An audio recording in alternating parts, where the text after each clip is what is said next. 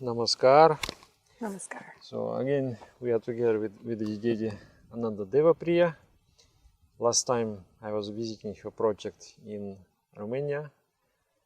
It was very inspiring. Children home and after school care and organic farm. And we had a wonderful retreat in Romania. So then in the end, very end, it was actually 12 o'clock or 1 o'clock in the night, we recorded that conversation with you. And some of the viewers, they did like our talk. So we thought that we should do more of it.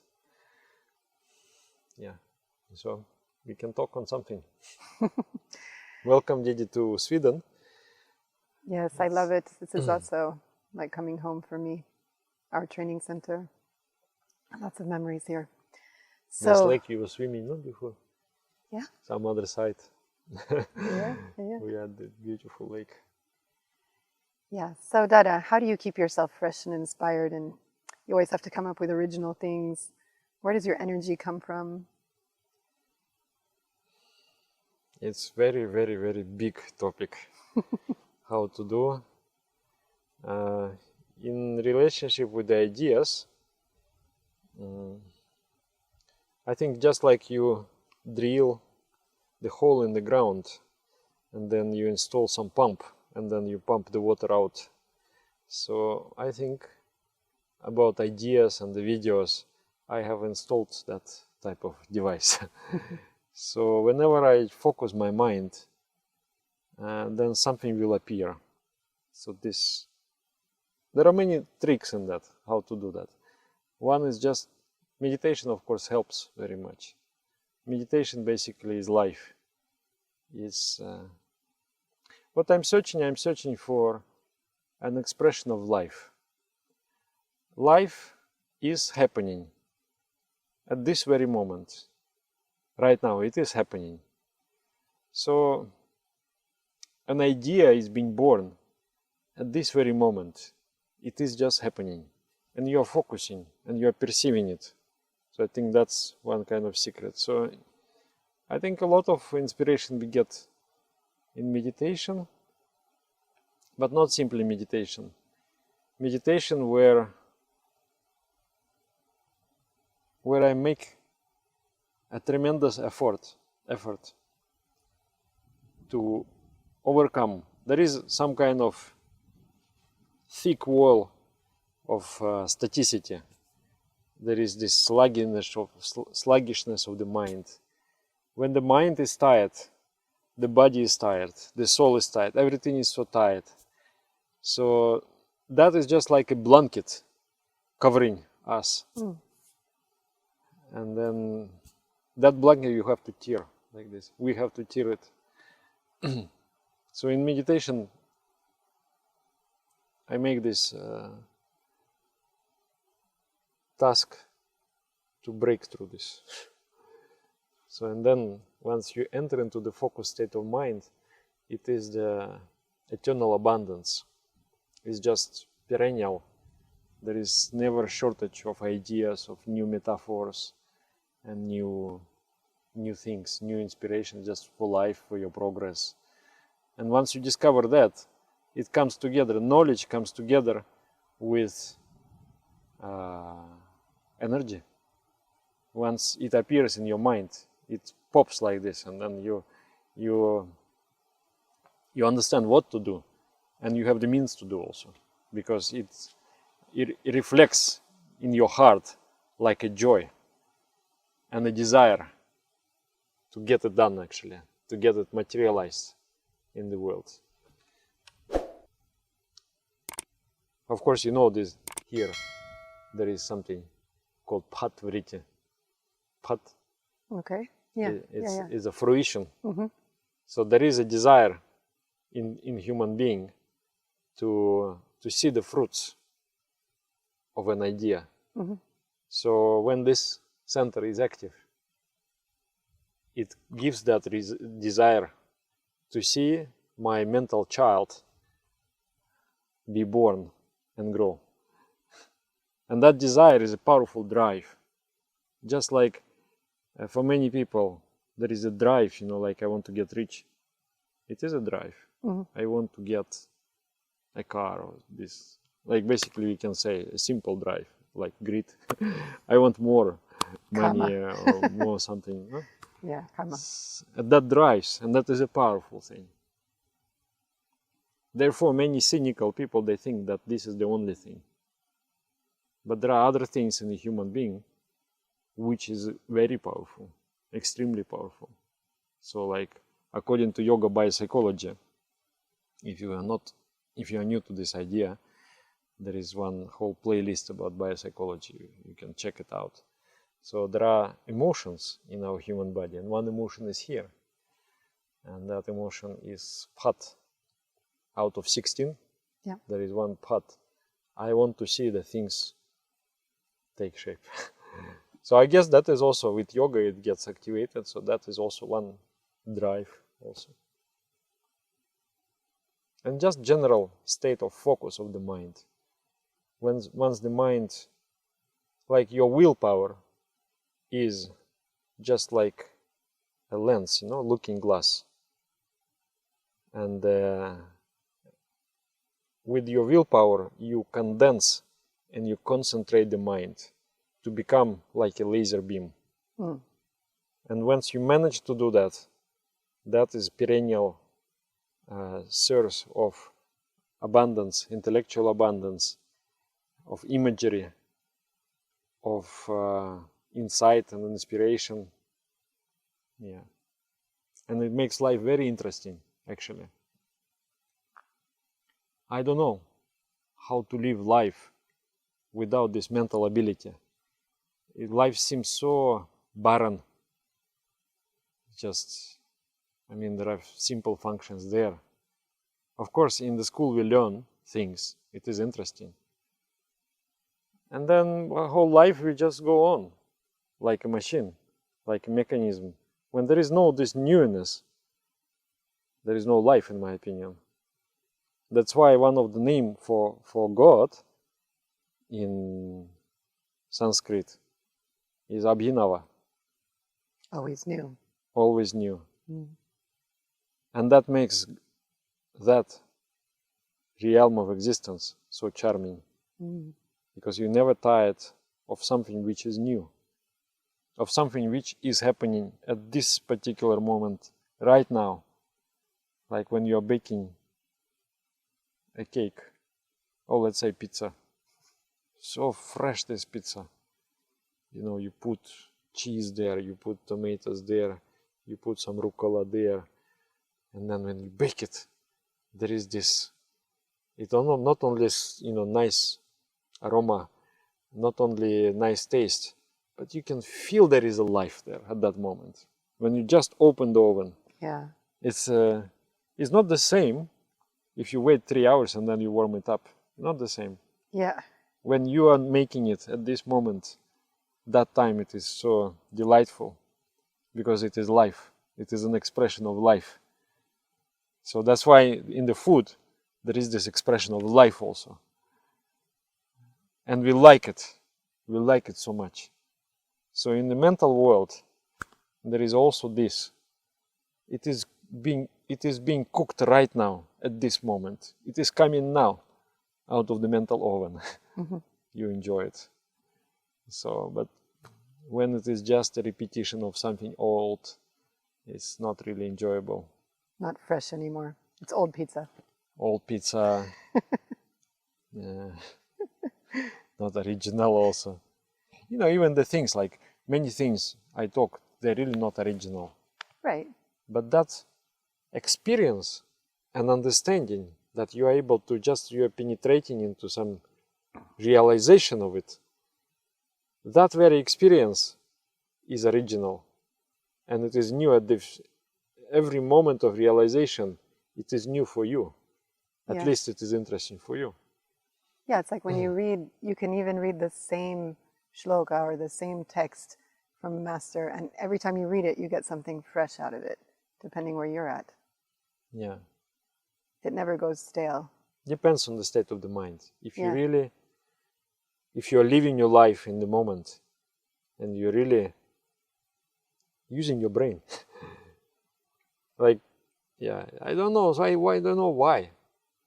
Why somehow the parents, they don't teach us to use the brain. It is all like our educational system. You memorize the things, you perform. No? Like in childhood, I had okay memory, good memory. I didn't have to study anything. I just read, I remember, I perform.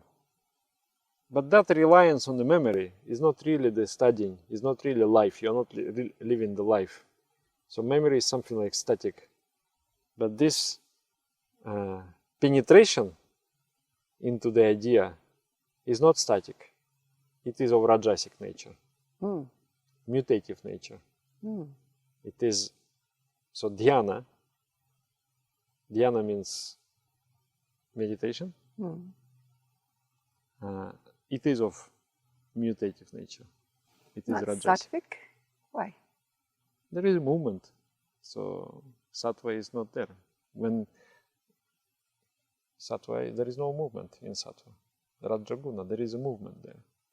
And there is this, you are tasting it, you are just experiencing it. It unfolds under your focused attention. It just blossoms and blooms. So, and Dhyana, of course, in spiritual sense, we think Dhyana is where you try to capture infinite. You can say you're trying to realize God. But in a more simple parlance, Dhyana is also any knowledge. To get any knowledge, you have to do the same thing. You have to use your willpower to focus the rays of your attention, to make them into just one kind of focused beam. And with that beam, you study the idea, you present the idea, you keep the idea in your mind, and then you just focus the beam of your mind on that idea, and you study that idea. And that idea will speak to you. It will unfold before you. And then one moment, you will just say, I got it. And that beautiful thing that when you say, I got it, is like a samadhi. In spiritual, if the object would be spiritual, the moment you say, I got it, that means you are no more. Yeah. You have disappeared. You have become that. But in other things, like to understand an idea, to understand a feeling, to understand an image, to understand the metaphor, to understand the poetry, that is the same process you're going through. Just the idea is significantly smaller. And there is joy in that, in living your life. In my opinion, this is what is living life. Otherwise, life evades, no? You are, it's like, yeah. Well, it's where the meaning and the juice comes from, no? Yeah, experience of life.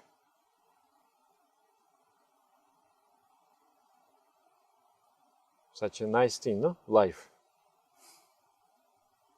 And many times people think that life means to make your life very packed, no? You pack with things. Oh, I am there in the beach. Oh, I am jumping with the parachute. I am doing this, that. And then you think that you are living a complete life, a full life. I went to Israel, and then they, I think it was my birthday or something like this, they arranged me to jump with a parachute. Yeah, I remember. And then I did it. Yeah. I wanted. But then it was exciting. It was like, it was really nice, you know. You're just falling down. It's like, woo! But if I compare with meditation and with the state when the mind is focused, that is nothing. It's just, is a very, very, very vague approximation with what you can get with the really strong focus of the mind. Mm. Like when we sit and meditate, that's what his life is. How you think? What is for you? What is life for you? Yeah, I mean, I think what you're talking about, catching, being in the flow, in the present, being able to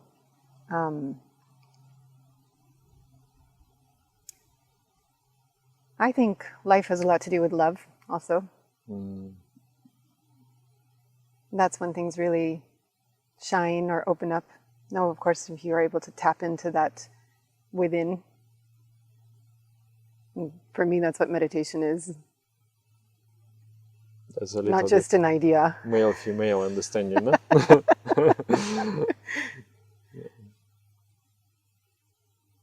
Actually, it's one kind of special luck, no? To be in a female body, because that ability given by nature to have that richness of emotion there and move with that, I think is one kind of special. Of course, men also in, especially in the young age, there is this sentimentality also. Like I remember when I was younger, I used to always cry for any kind of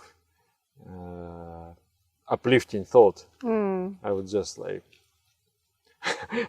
go on into, joyful experience of that thought or image something. And now as I became older, I think that I have become much more, there is some crust there. But and I need a much bigger dosage for that. Yeah, but I think, I don't know, when you're in a flow or you're doing a lot of kirtan or something, doesn't the mind kind of get more easily touched? Yeah, it does. But when in young age, I felt it was much more on the surface, raw. It's just you go like this there. Yeah. And, I read somewhere in our master, he says that the young, youthful men, they're similar to a woman when they not have matured enough. Like they have that soft sentimentality, and then later on they move towards little bit different somehow dimension. Where did you read that? Yeah, we need to check, but something like that I read, yes. That's my experience. I don't know, but that's truly my experience. It's but still, when you focus your mind sufficiently, you get touched with, I don't know if I call it love. Yeah, people say love, no? But I don't know if it is love or more like a joy or more like life and inspiration. I think that different glands, they have to work to produce that particular expression, like love. Yeah, I guess love is there. Or adoration, I would say. What's that mean to you? To me, it means like I'm standing in front of something incredibly awesome, something incredibly amazing, beautiful. That beauty cannot be seen, cannot be heard. But that beauty I feel with my entirety of the soul. That very beauty I experience with every pore of my existence. So, and I cannot help just to adore it. I just adore it. I don't know if I love, if I'm capable of loving it, but I'm capable of adoring it. How you say? My English vocabulary is limited. So, yeah, like you enjoy and you feel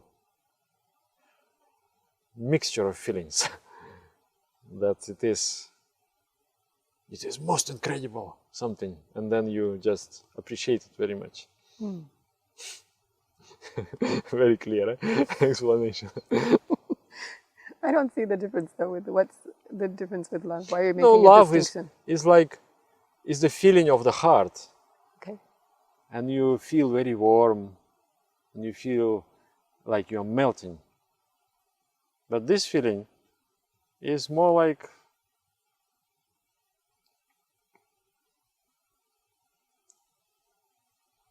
yeah, like a joy. You have found something which is incredible. And yeah, not like love. It's different. I did experience also love. But this feeling of joy is more accessible to my biopsychology. We are the biological machines, and that particular setup that we have, particular karma, gives us access towards our experiences. And some people, they can explore the dimension of love more easily, and some other people, they can explore dimension of divine knowledge or divine joy.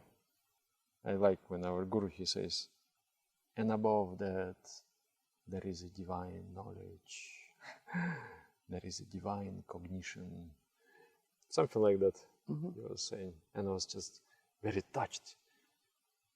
Above that there is a divine knowledge. So back to energy. Okay. And yeah, you have your ups and downs too. How do you lift yourself up when you're not quite there? Well, I don't know if this universal recipes, but for me, important to be in my cave and not to be disturbed. That seclusion, that privacy is very restorative. Number one. Number two, not to talk. Like when I'm talking, I'm really dying. So talking too much is not good. Yeah, sometimes when talking with person whom you like very much, that's okay. But just talking, or when you're talking on some bigger ideas, is okay.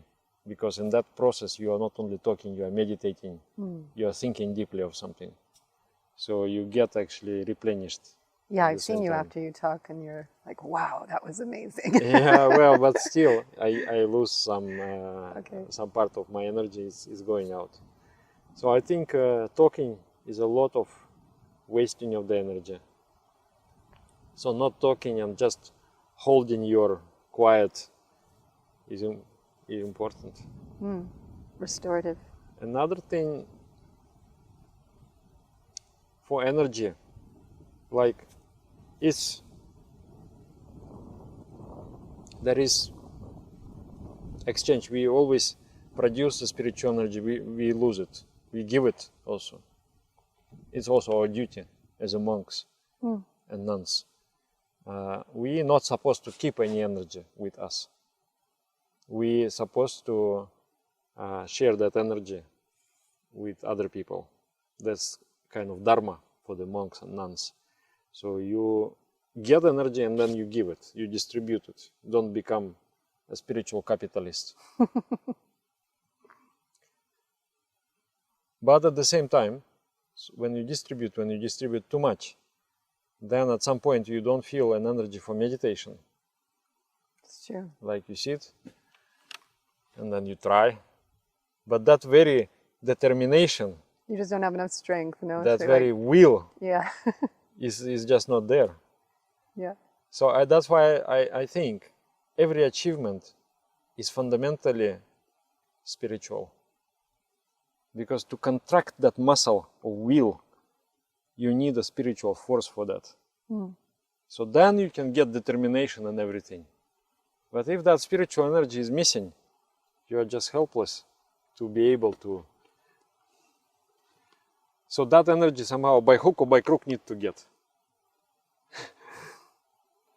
So how?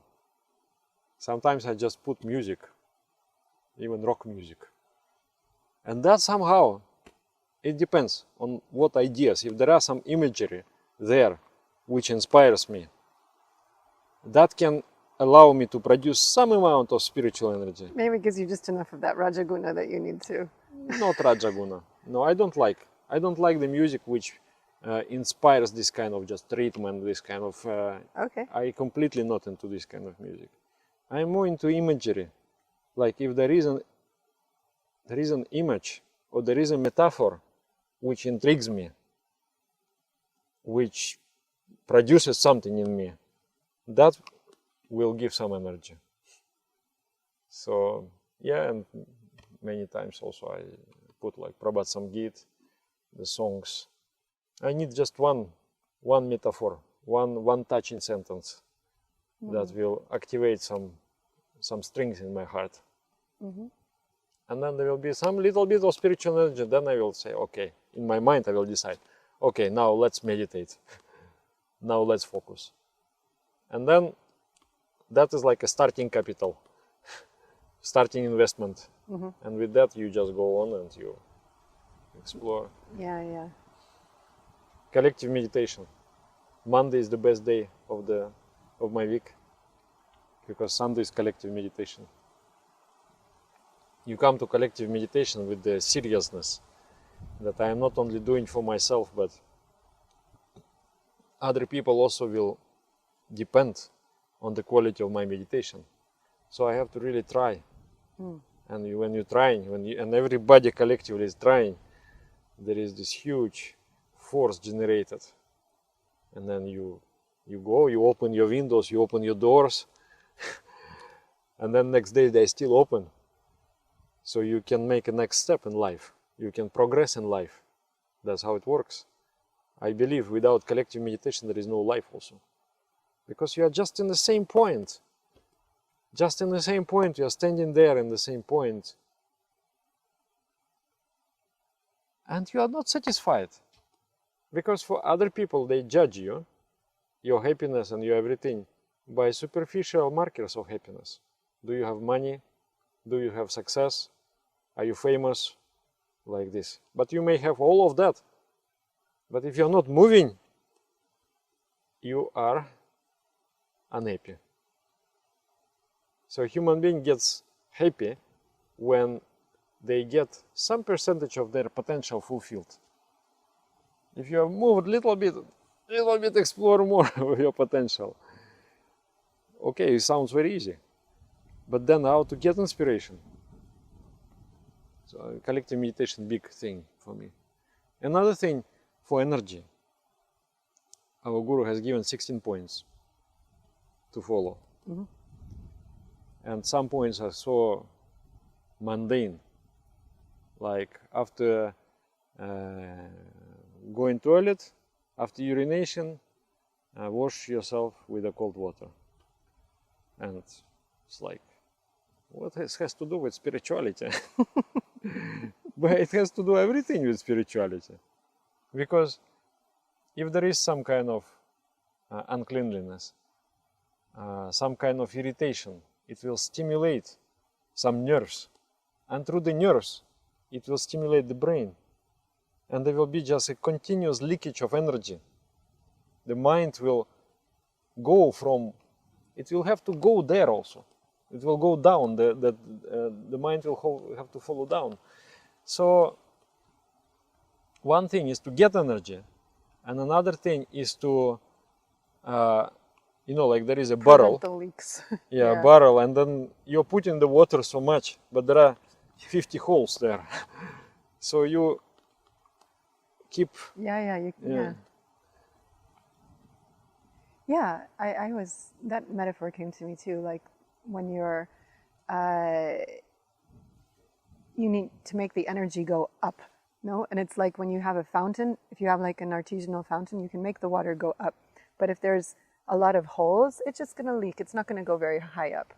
No, but if you close all of the leaks and you make it tight, the more narrow that it is, the more high that the water can go. Yeah. It's like, and that is life. yeah. people believe that life is these leaks, but that's not life. You don't go high with that. You go only low with that.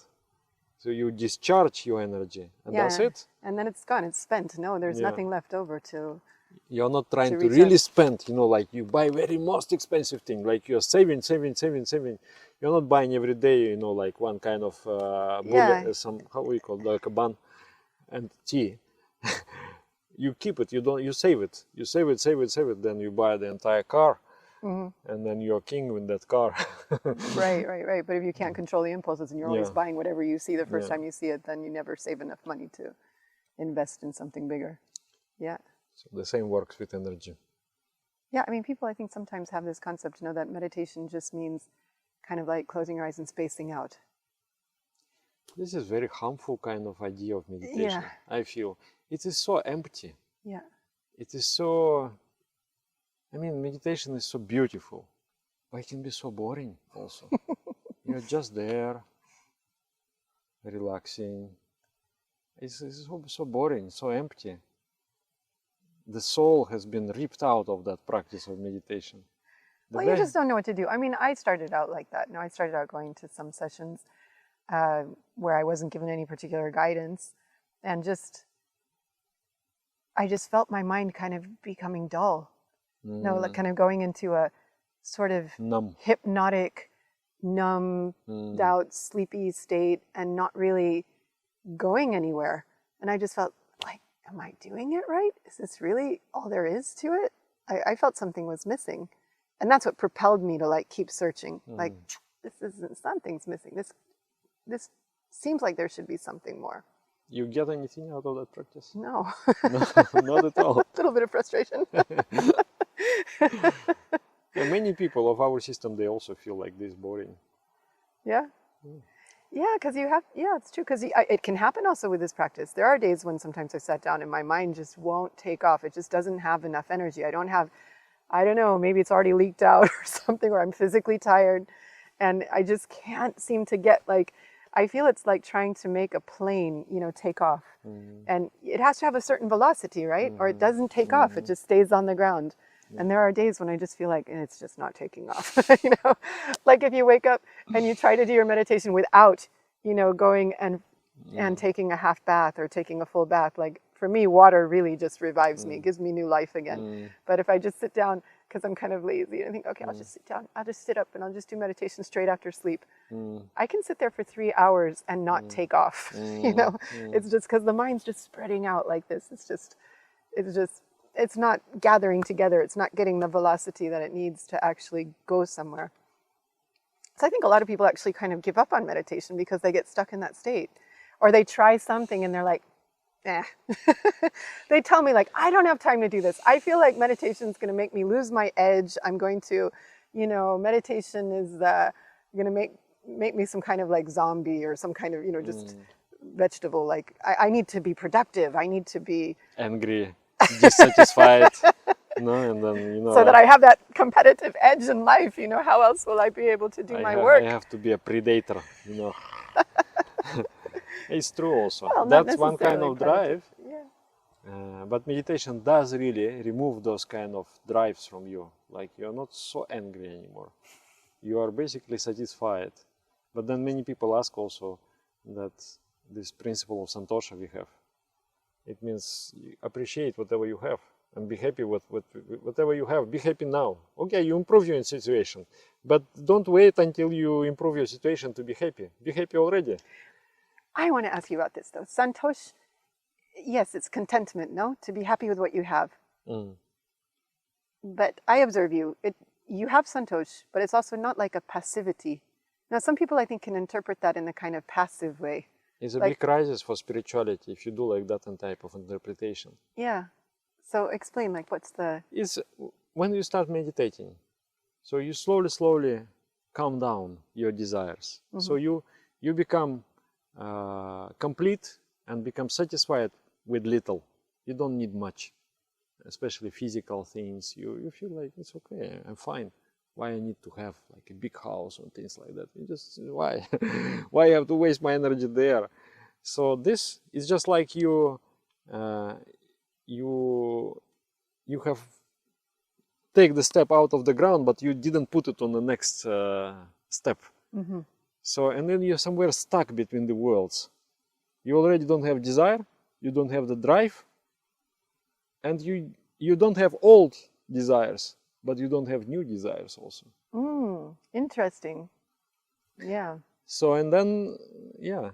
So the Santosa, I feel like to be personally satisfied, but then to feel what I have to say in this world, what I have to do in this world.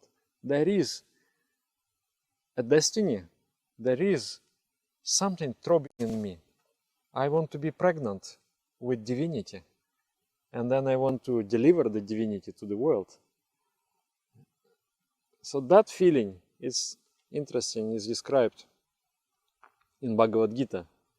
So Krishna says there that don't do because you want, or don't do because you are avoiding something. Means when you want something, or if you are avoiding something you do, then you're bound by karma yourself. Mm-hmm. By attraction or aversion, like these two are the kind of two sides of the same coin? Sort of. Okay. Is out of ego comes. But do everything as a duty. There is a duty, spiritual duty. This word duty people don't like. You don't like, huh? Maybe I would, but I think that what you're trying to say is mission. Like getting a sense of mission. Because mission is like when you live for something bigger than yourself, bigger than your limited self. Yeah. And you feel it. You feel committed to it. It's a big drive in itself. This is very joy, just like parents, they give their self to children. So this is the child of your soul, not even yours. You are only a mother, and father is... Or maybe a midwife. Supreme. You know, you're just helping something to come into being that is already there. Maybe, like that, yeah. Yeah. But you get the seed from the divine, and then you grow it in yourself, and then you give it. And you cannot be pregnant all the time. After some time you need to get birth, no? So that is also painful if you have something, but then you don't deliver it. So that type of pain, I think, is a conducive thing. Pain that when you are not following your destiny, when you're not expressing your talent. I mean, because I think it's a good thing sometimes. I get this sort of feeling inside like, there's something more I need to be doing. Like it's a calling from inside. Like it's a type of dissatisfaction, but it's not coming from a limited level. It's like there's a calling for something great, no, that's waiting for me, and I have to discover what it is. It's more like, yeah, dissatisfaction is very internal. It's not dissatisfaction with your situations or things like that. It's very internal that. And then, but that's why people don't understand. They will say, why? What's the problem with you? You have everything. I would dearly love to be in your position. Yeah, I mean, because I'm remembering one of my senior Didis, was talking, she spent a lot of time with just this really amazing, powerful Didi that was super productive, done a ton of things, wrote all these books. And she would say, I need to do something great. Yeah. You know? And she'd be like, but you've already done this, and this. No. It's I need nothing. It's just warm up. Exactly. Really something big I have not done yet. Yeah. But I think that's somehow good for spiritual life, to have that sense of mission, that sense of something greater. What do you think? I think especially when it coincides, like it can be really out of ego that I want to do really something great, and it is kind of megalomania. Yeah. And it is directed really to the external world. But that this mission is a feeling, is very internal feeling. Like you say, it is a calling. And it is spirituality. It's not only conducive for spirituality, it is spirituality itself. Because what is spirituality? It's nothing. It's just connection with yourself, with your spiritual self. That's what spirituality is. You know, once I was here and I had a dream of the master, a dream of Guru. And in that dream, he said something. I mean, it was a really sweet dream. He opened up his arms and he said, "I've been waiting for someone just like So you." nice. Wow. I Just like you. Wow. and I gave him a big embrace, and then Wow. we sat down and he started telling me, "So I want you to do this, this." Of course, I woke up and it evaporated. No, Wow. but it left me with an He impression. expects many things, huh? It was a long list. But Wow. everything he said, as he started saying, "And I want you to do this," and I'm like, "Yes, I was thinking of that. Yes, exactly." Like it was this resonance. So it was, it taught me to recognize that there's a certain type of inspiration that I sometimes feel deep inside to do something. I'll get some idea for a project. Like right now, I had this feeling, at the end of the last project, that I really wanted to do something with helping the Ukrainian refugees to find metaphors for their experience that give them hope, that give them healing. And I had this idea, and when I get these types of inspirations, I feel that they're not just coming from me, that there's something deeper behind it, and that the energy to realize it will also come, and that the whole thing is just like, it's just like a bud, and it will unfold. Not only that, not only energy, but everything is going to be done. Oh yeah. And somehow you feel like, what have I done actually? Yes. Nothing was dependent on me. Made the way for I it to just say happen. yes. Yeah. I just said yes. Yeah, so it's that being able to say yes to those kind of, once I read somewhere that someone described it as marching orders, like feeling like marching orders from inside, like you get the sense like I must go that direction. You don't even know why. No, I felt this when I was in Brazil. No, I just felt this feeling like I need to do something more. Like I had been quite satisfied with what I was doing with my home, with the children's home, with these projects, and felt a lot of inspiration, energy. And then there was just feeling like, no, I'm meant to be doing something more. And I didn't know what it was yet. It's still unfolding. Yeah. It's still unfolding. But it to comes reach- only in little bits of clarity. It's like you can just see a few steps ahead. Like, okay, then I recognize it. Yes, this is what's calling me. Okay, I should go. Like I started organizing my life to be able to do things that would not just in Romania. Started, to find a colleague to come and help me and things like this. And then, step by step, it's starting to, not exactly how I thought it would. I didn't predict there would be a war, no. And then all of a sudden that happened, and I was actually positioned to be able to, to just say yes, and to be an instrument for some things to happen, which it felt really right. There was that feeling of rightness and that feeling of being able to do something and be part of something larger, no? But it's still unfolding. I still don't know exactly where it's going, but it's exciting, and it gives the spice to life, no? It makes you asked me before, like, what makes you feel alive? I think it's this kind of feeling of like, having a dream and the dream is manifesting, and that you're living your dream. No, you're living something that you feel connected to coming through you. Yeah, you were also using that metaphor of like the pregnancy or whatever, but it's something bigger than you that you're just the vessel for, that is kind of coming out into the world. I think this really, I wish everybody to have that experience, to really tap into their full potential, because it's there. I think we all can do it. And that's what makes human being beautiful. That's when there is a person with a vision, with a passion, with this mission, you really like to be around that person. Yeah. It's like, this is, and then if not, then person is angry or somehow it's draining. But this kind of person with a mission is always charging other people. So it's one of the really greatness of the human beings to always search for this kind of people. Yeah, and that's in neo-humanism. It's talking about going from devotion just as a sort of personal experience, no? And then you cultivate it. You learn how to like make it grow inside of you. But then devotion is transforming into a principle and then into a mission. Yeah. So what do you think it means for you? Devotion as a principle, devotion as a mission? As a principle, it means for me that it has become main thing. Your commitment. To me, devotion, like normally people interpret it as a love. But to me, devotion is something different. It's not love exactly. Adoration? Commitment. like very, very, very, very strong commitment.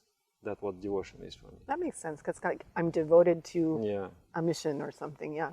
So when it becomes like the most central thing, that kind of commitment towards your destiny, towards your path, which is actually path and the goal is the same. They are just bound together. You're walking that path, but it's like, yeah, this dharma, this very order of things, which is taking you there, is already the divinity. So the path is your goal.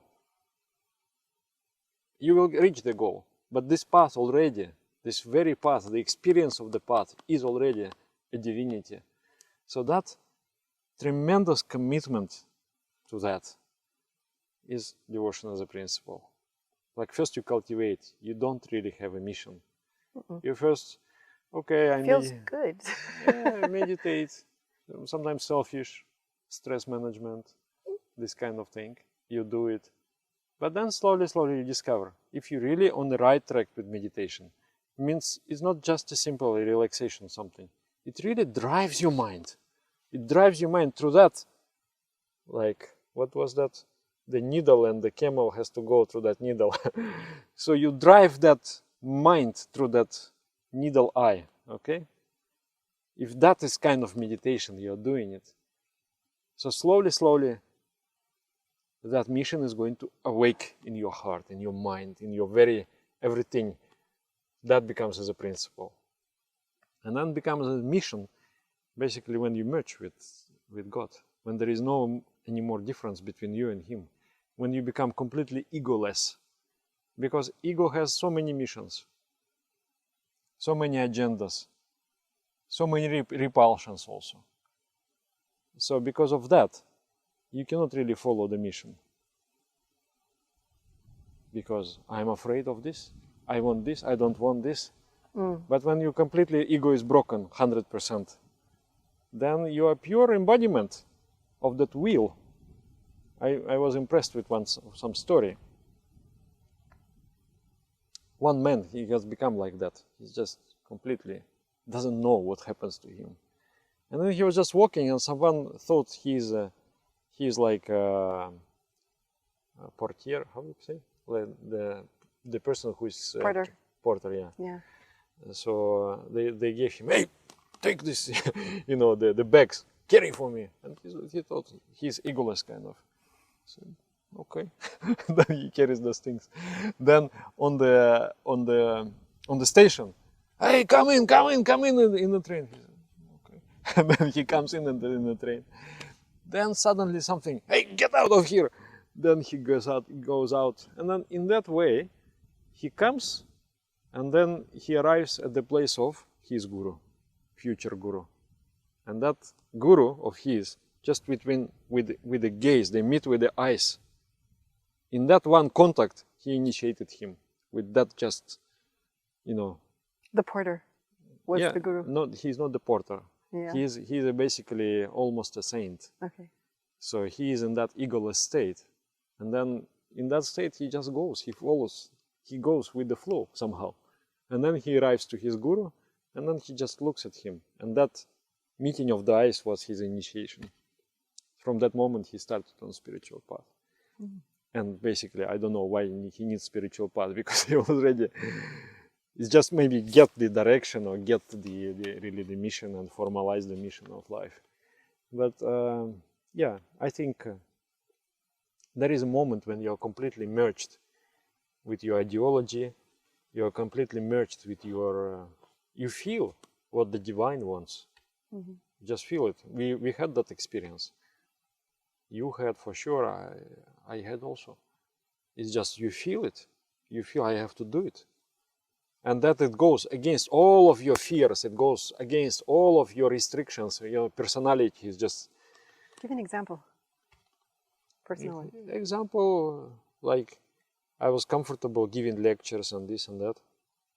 I established some kind of following, and then, you know, I'm going to the cities, people arranging. But then I'm meditating, and then just like see very clearly, stop all this. Don't do it anymore. Build a center. It's coming out of nothing, and I don't want. I'm comfortable with what I'm doing. But whenever I meditate, there is this order. Marching orders. Go and do it. And I try to suppress it, and when I suppress it, I become depressed. Uh-oh. It's not like I'm hearing the voices. It's not like that. It's just a knowledge. It's just some kind of deep feeling and deep intuition. You must do it. And I have so many buts. Like there is one song, no? We carry his victory banner without ifs and buts. So Yeah. so there are so many ifs and so many buts. But I don't have money. But I don't have an experience. Never built a house. But I don't have any people who have experience also. Pretty big butts. So many buts. But my best friends, they're dissuading me from this when I share with them. They say, you are crazy, you lose the touch with reality. You don't have this. Why you are doing? So many buts. But then this power inside is so powerful, so strong, that buts doesn't matter anymore. So then you make a step, and you found, like Indiana Jones, no? You make a step into abyss, but you find that there is a glass walk way. I forgot that scene. Yeah. So that leap of faith is just like you're ready to jump into the abyss. And for you, it is like that. Maybe it is not for other people. They say, what are you talking about? It is a simple. But for you, when you are doing it, for you, it's just like stepping into the unknown. And then you suddenly find, and that is the joy also. I can do it. And the things are just happening. And then you realize, after 2-3 years, after 5 years, you look back, you understand what a miserable creature I would be if I would rejected that call in me. Because then it is just darkness. And that is the light. Follow the inner voice, follow that inner light. And for me, meditation always amplifies that voice so much. I have it by nature, but meditation amplifies it. It just makes it so hard to ignore. Yeah. Painful sometimes and blissful at the same time. Back to devotion as a mission and devotion as a principle, I would add something to it, because I think it's also, devotion as a principle is when it becomes so internalized, this idea, or this, not just idea, no, like knowledge, realization of that oneness in everything. No, not just inside of me, but also around. And when there's a commitment to that, no, like to how you treat everyone, how you see the world around you. And then when it becomes a mission, it's also, to realize, I think that actually the whole universe is on this mission. There's a mission to elevate, to bring every little particle that enters into creation eventually has that destiny to go back into the source. And I think it's like the mission of the universe. Now, so you're sort of just like aligning yourself with the divine flow. Like nature's already moving in that flow, right? Because it doesn't have a choice. No, so nature's evolving. The consciousness is evolving in nature. It's why I think it gives us so much peace, because it's just reflecting that. There's no interference. There's no ego. There's no resistance in the trees. Yeah. There's no resistance in the water. No, it's like it just automatically reflects divine consciousness. That's why I think we get so much metaphor and poetry and beauty from It is all moving time and nature. where we're moving. Yeah, it's in that flow. And then I think devotion becoming internalized and then becoming a principle and becoming a mission. It's like when our lives become part of that evolutionary flow consciously. No, when we're entering into that flow, when we become an instrument of that flow, when that flow can work through us because we're open to it, we're aligning with it. So you think that is devotion as the mission?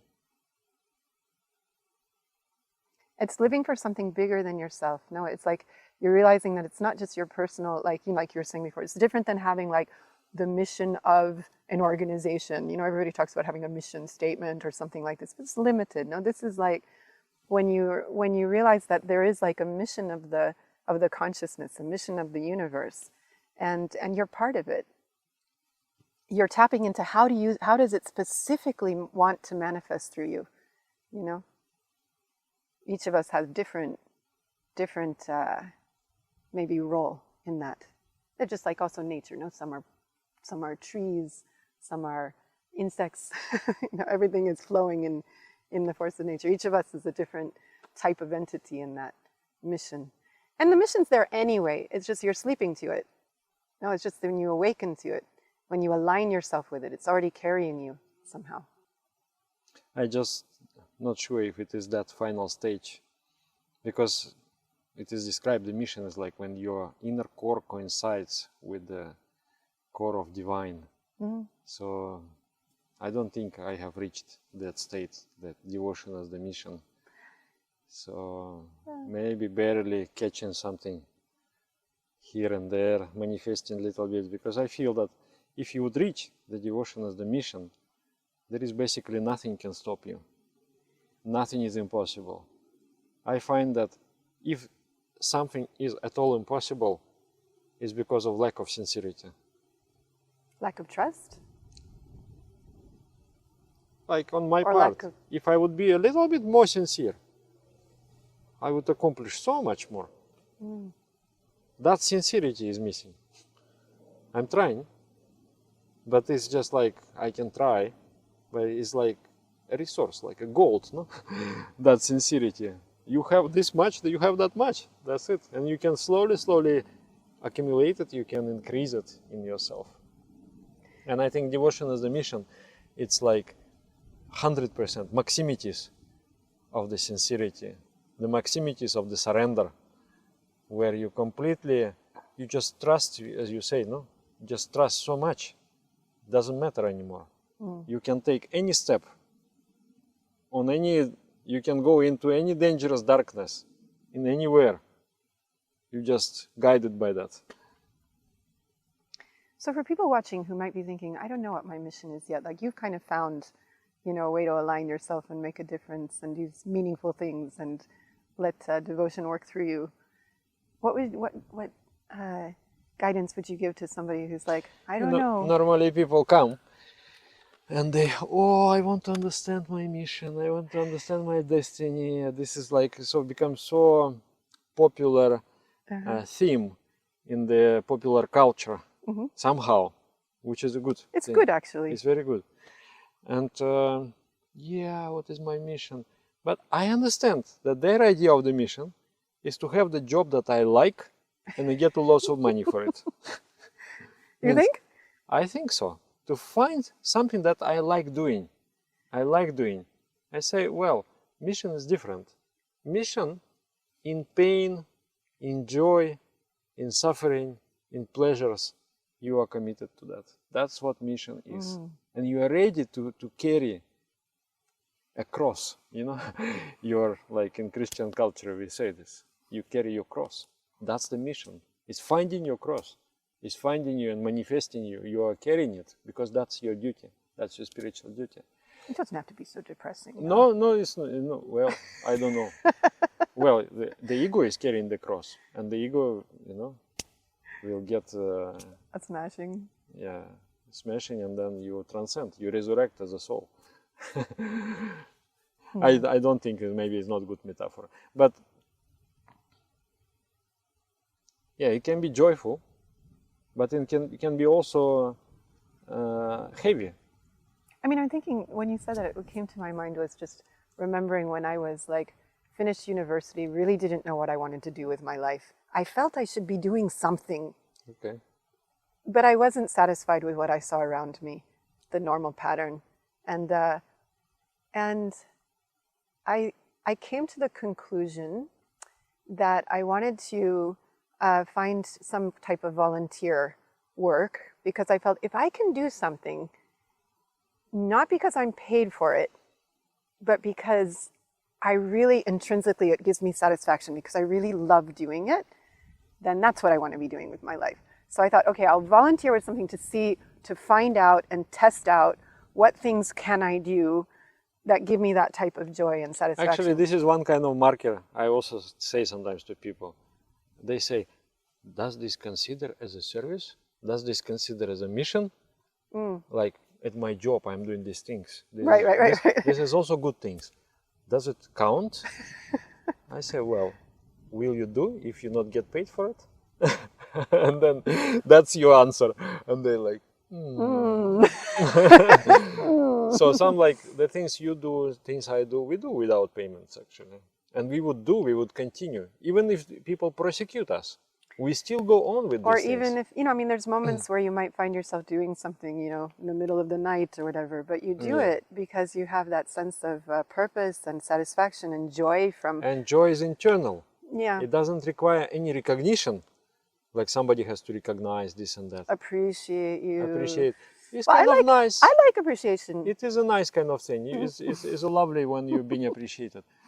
But it is so small in comparison with these inner things that you do. No, because if somebody's appreciating you, but you personally don't feel very satisfied with what you're doing, you feel you're only doing half, and like somebody comes up and appreciates you for something that you're not really proud of, or you don't really feel was your best effort, they could appreciate you as much as you want, and it wouldn't make any difference. Yeah. But if you've really done something with all your heart, and you really tried, and even maybe it wasn't so externally successful, but if somebody appreciates that, then it gives some, validation, some joy, some happiness, some happiness is there. It's true. But so it's like extra. It's like the cherry on the cake. Also, no, it's nice. It's nice when it comes. But what's fundamental is your own alignment. No, it's like if you feel Biopsychologically, it is here in your heart. These appreciation things. And the mission is here, in this center. The desire to do service in physical area, the desire to do service in the psychic area, the desire to surrender everything to the almighty force of the supreme order of things. Yeah, the most noble potentials that can be there. Yeah. In human potentiality. And the desire to sacrifice also, swaha, means just to give without taking. That's also. So this is very powerful. That's why I think biopsychology is so useful, because it gives you a map and shows you, what are the higher potentials, because so many people just, it's off the map. That's it. It's off the map. That's it, yeah. It's off the map. Yeah. So what are you talking about? Yeah. And you can't get somewhere if you don't know where to go. If you don't know it's there. Like you're not gonna find the buried treasure if you don't know that it's there. If there is no awareness, it is, if you're not aware of the gold lying in your in the pot, then it is as good as not having any gold. Yes. So if you're not aware that there is such potentiality in you, then it means you don't have it, almost. You have it, but as long as you're not aware. So that's why the role of the guru is so pivotal, so important, because the guru is the one who is showing you what you are capable of, sometimes pushing you towards that. You are, through all your I don't want, I'm afraid, through all this, there's this just push by the guru, who is the embodiment of the supreme order. Now, I think somebody listening might be thinking, yeah, but if your guru is not physically present, how do you experience that? How does the guru push you? Because guru is he's not there. any physical presence. Guru is on this earth, is manifested through teachings. So teachings is one, and another manifestation of guru is inside, is your very soul. That trusting yourself basically is trusting the guru. So the guru is always there. It's just in everything.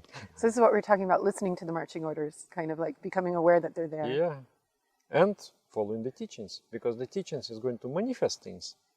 Yes. It will take you thousands of years if you just listen to yourself. Right. And then you are very confused.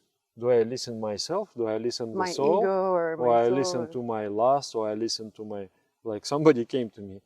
He said, Dada, I feel God is telling to me that I should marry this man.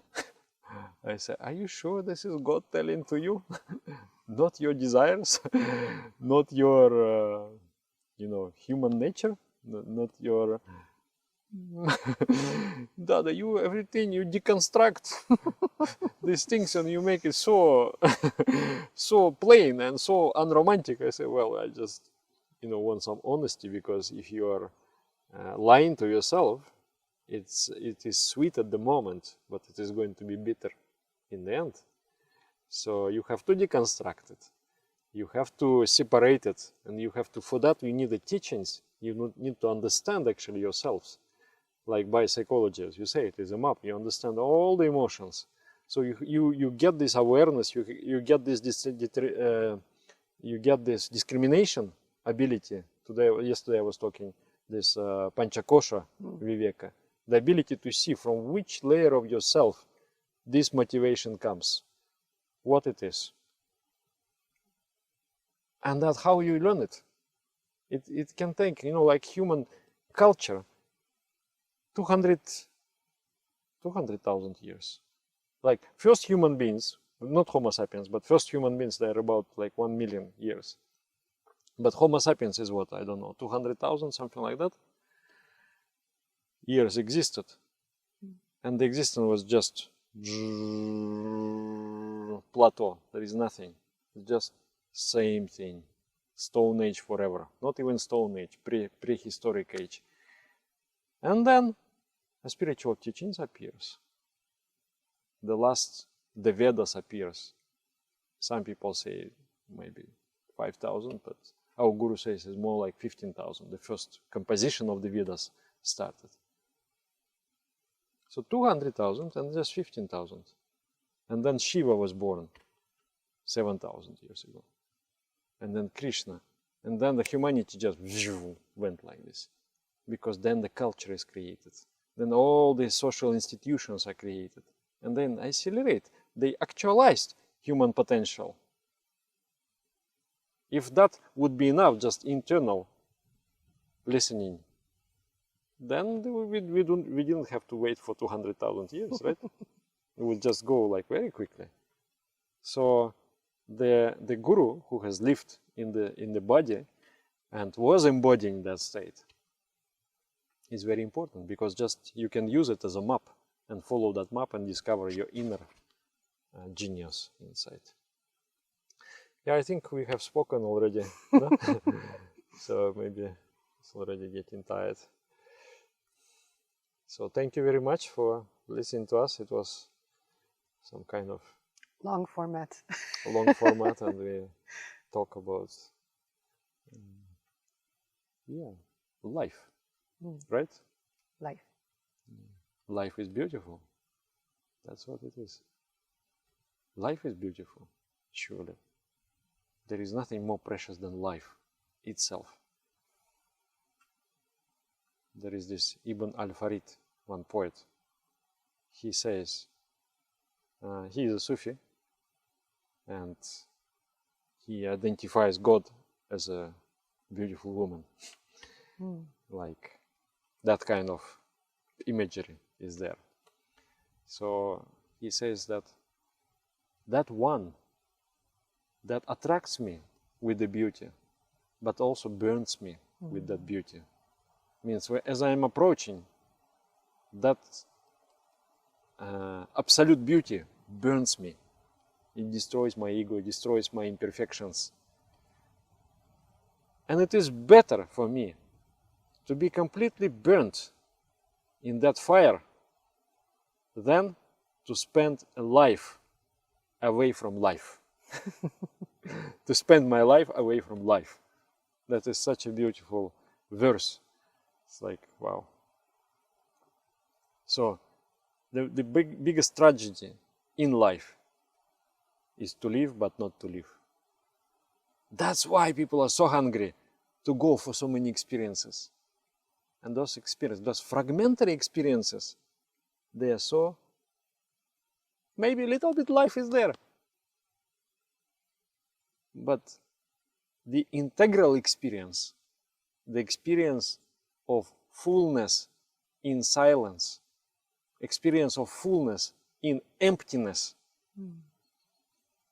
that is million times more satisfying than the fragmentary experiences of life. That's why meditation, because you have to stop indulging into fragmentary experiences and go for the completeness of life. Stop up all the leaks. Stop all the leaks and go for the real thing. So, namaskar to all of you. Thank you, Didi, so much. It's joy to be with you and talk with you. Same. Maybe we talk sometimes more about something. Namaskar. Namaskar.